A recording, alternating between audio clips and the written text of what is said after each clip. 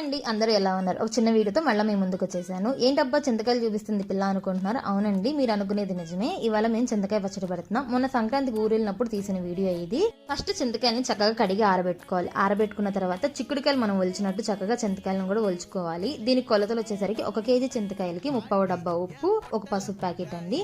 First కొంచెం కొంచెంగా వేసుకొని రోకల్లో వేసుకొని దంచుకోవాలి. అలాగే కొంచెం ఉప్పు, కొంచెం పసుపు యాడ్ చేసుకుంటూ మొత్తం దంచుకోవాలి. ఫైనల్ గా మొత్తం దంచుకున్న శుద్ధ తీసుకొని మళ్ళీ రోకల్లో వేసుకొని దంచుకోవాలి. ఏ పచ్చడి అయినా సరే మనం కొలతల ప్రకారం పెట్టుకుంటే దాని రుచే వేరు. మేము ఇద్దరికి అరిసెలకు కూడా మా నాన్నగారు ఇలాగే రోకల్లో పిండి కొట్టేవాళ్ళు. మా అమ్మ జల్లించి అరిసెలు ఉండేది. ఆ రుచే వేరు. అసలు ఎంత బాగుంటాయి అంటే అరిసెలు అంత బాగుంటాయి. ఇప్పుడు అన్ని మిషన్సే, ఎవరికి అంత ఓపికలు ఉండట్లేదు.